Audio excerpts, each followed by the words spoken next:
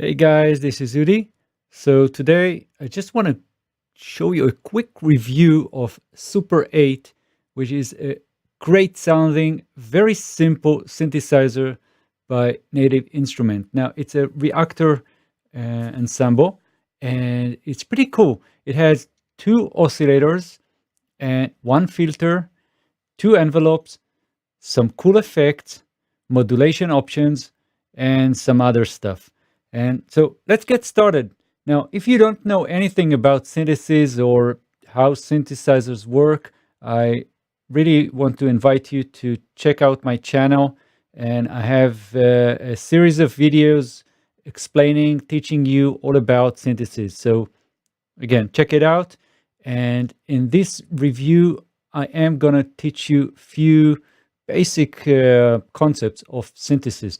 But overall, what I do recommend is you download the demo, play, hear the hear the presets, and see exactly how this works. Now, what we have here is a couple of oscillators, and you can mix between them. So let's hear it. Now, the cool idea here is that each of these oscillators can introduce different sounds coming from different waveforms. So we have a sine wave, sawtooth, square, and then a sub. And this sub can also be noise. So check this out. And it acts like a slider, right? So the more you push it upwards, the more volume it gets. So for example, if we take everything to the bottom here and we just have our sine here, and let me go to the init preset, which is just a basic sawtooth. Let's hear it. And you can see here in the oscilloscope the shape. So what would happen if I just introduced a little bit of a sine wave?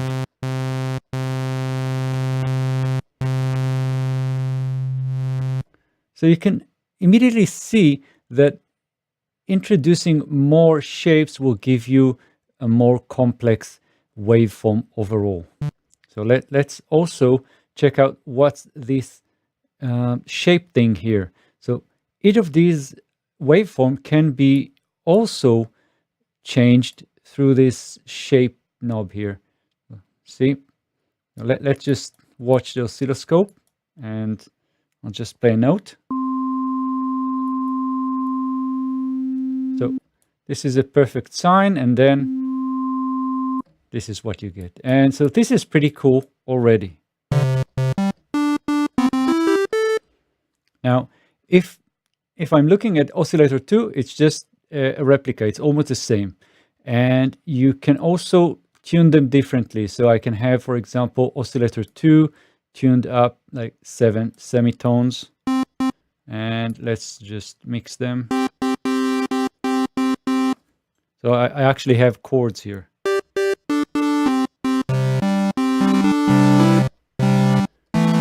And you can already sense that the synthesizer can give you a very nice, fat sounding audio here.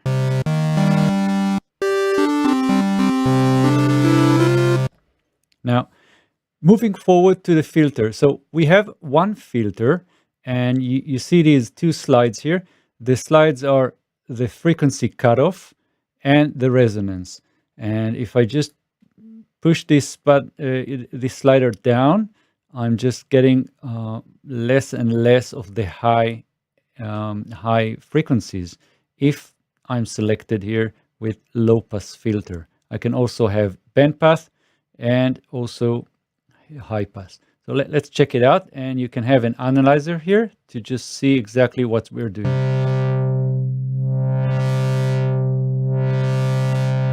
And I can introduce a resonance. Resonance is just boosting some of the frequencies just at the cutoff point. This is the resonance here, right? So the meaning of this is that when we play with the cutoff and have some resonance introduced, then you get some cool sounding audio. So let's check it out. So naturally, what most people do is to automate the filter cutoff, and we can do it with either the envelope, which is coupled here. This is the filter envelope, and we can also modulate that with one of the modulators here, which are basically LFOs, and we'll see that in a moment.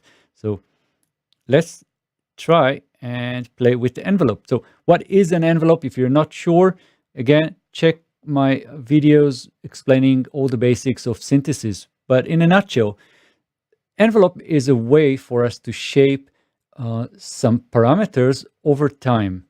And in order for me to really explain that, I think it would be easier to check the amplifier envelope first, and then we'll see how the filter envelope works the same way. So the amp envelope is really a very common and very simple thing. So right now, when I'm playing any note, it goes immediately to the top volume, to the maximum volume. And then when I release the key, then sound just stops. All right, so what would happen if I have my attack, my initial setting here longer? So this is in the time domain. So the more you push it up, more time will take for the sound to reach its maximum volume. So it's great for pad and any long evolving sounds.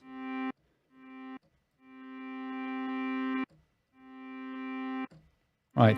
And what is the release? The release is the time that the sound will fade away once I take my finger off the keys. Right.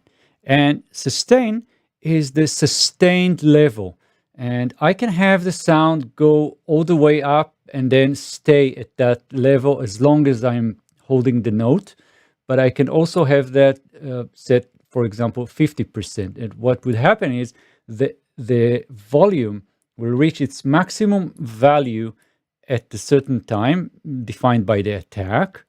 Then it will take some time defined by the decay to reach some sustained level. And then when I release my finger from the keyboard, then the sound will fade away by the time defined by the release.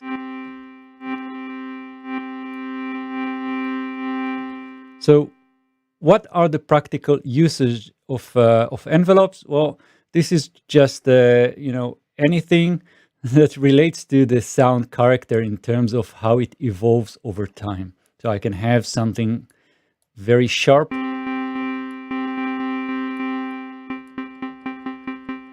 so the sustain is very low, meaning I'm reaching my maximum volume and then slightly later dropping to nothing. And then when I get my finger off the keyboard, it will take a little bit of time for the sound to fade away.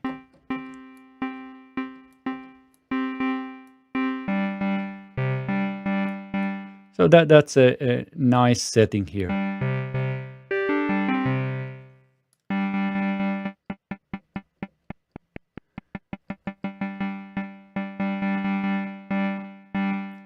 Right, so now going back to the filter, so just imagine we would like to have the filter cutoff automated and shaped by an envelope, meaning, for example, I would like to have the filter just open up slowly.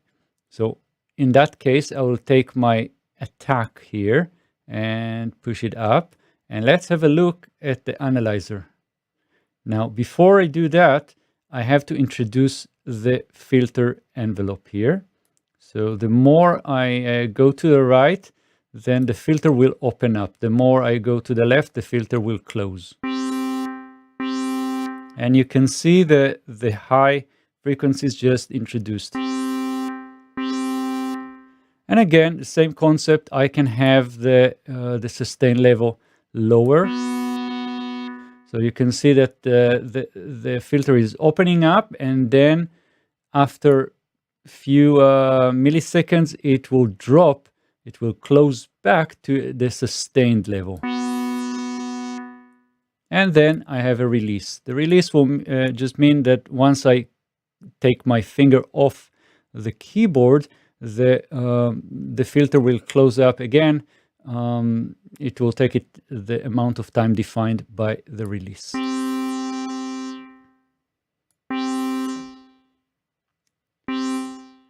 So that's the idea. Now, since we have our resonance set up here, that means that we have our wah-wah kind of thing here going on when we are sweeping all the frequencies.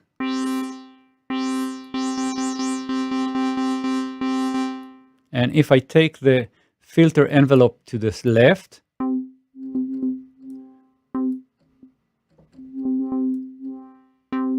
our filter will go the other way. You can see the little triangle here. That's my envelope.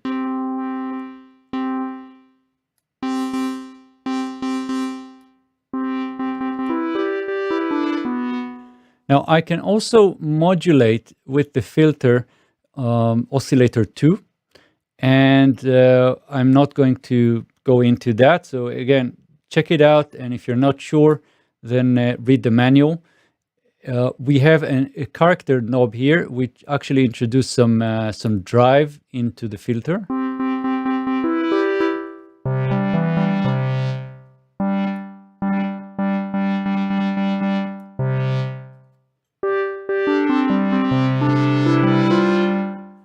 And again, if I want to introduce more, different sounds, and I want to introduce more waveforms, then just push these sliders.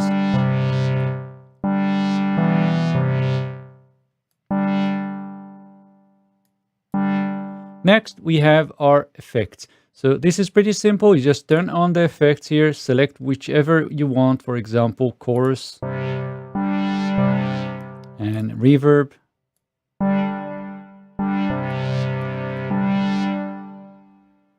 And you have all kinds of room settings, small, large, galactic.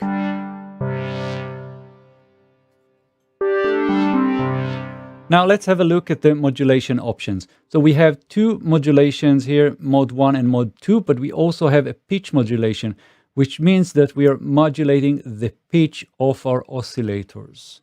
Right now they are set to, in a certain way, and we can have it modulated by this pitch modulation. Let's have it.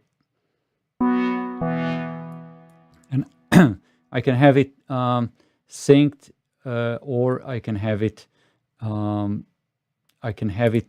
follow the filter, the filter envelope here.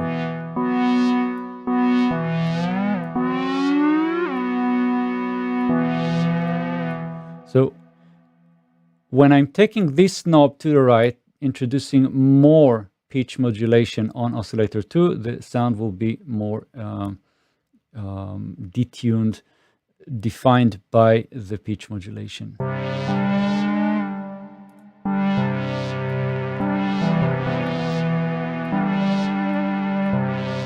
And I can have some delay, meaning it will not be introduced immediately.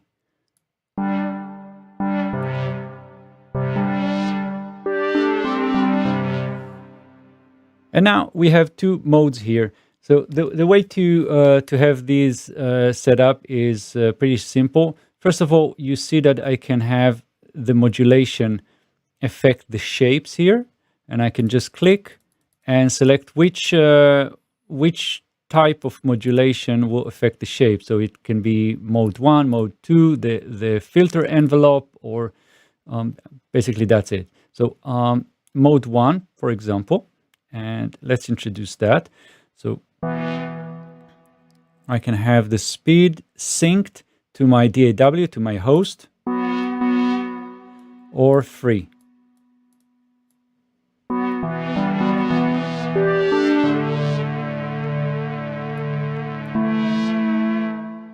And there is also a way to define the mode routing here. That's pretty simple. You just click to select. So you select the destination. So I would like, for example, to affect my, let's say, my filter cutoff, and you can see filter cutoff here. And then I can select the source, meaning I can have mode 1 affect the filter cutoff. And what you need to do is just go either to the right or to the left, depending on how would you like to have the modulation affect the filter cutoff.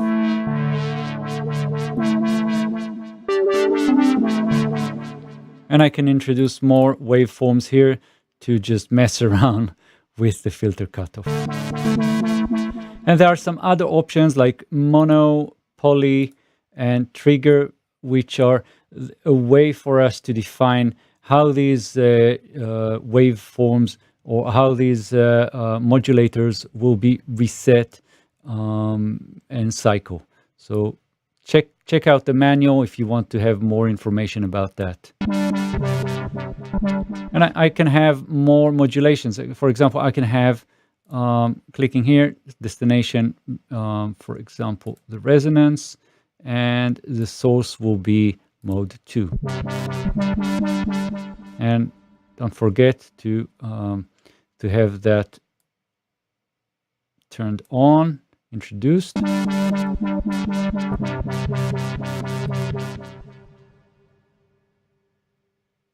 Oh, sorry. And you can see the little triangle here running. So this is pretty crazy. So let's go to any of the other settings here, and you can see that we have a lot of presets already configured here. So you can have some basses.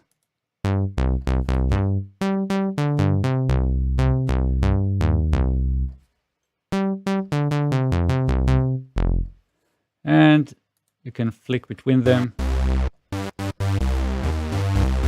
So this is pretty much it. There are some other little things that I've skipped, like velocity here, which actually means that you can introduce the velocity of your keyboard, and it's actually practically it means that the harder you play the keyboard, the more volume that you get. So you can match that, and you see a little dot here. Of course, you have panning. Oh, and one very important thing that we have here is the unison. So I can have 2 or more voices, between 1 and 8 voices. Of course, 2 meaning when I'm setting the unison on. So let's go back to the init. So that's how the init sounds, like just a sawtooth. Let's get the unison on.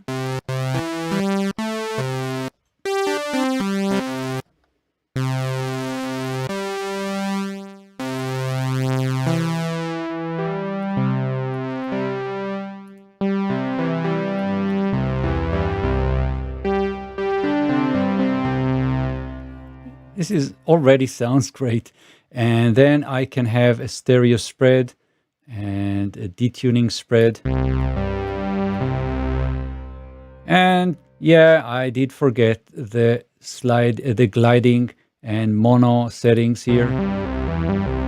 So we can have glide.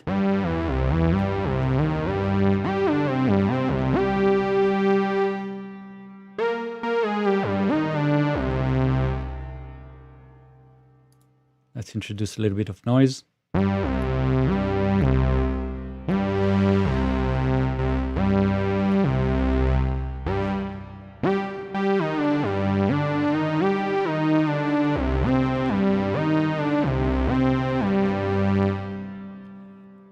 Cool. So I think that's pretty much it. So check it out. I really like it. Super 8 Native Instruments. Thank you very much. If you like this video and you think that was helpful for you, then subscribe to my channel if you haven't done so already, and see you soon. Bye-bye.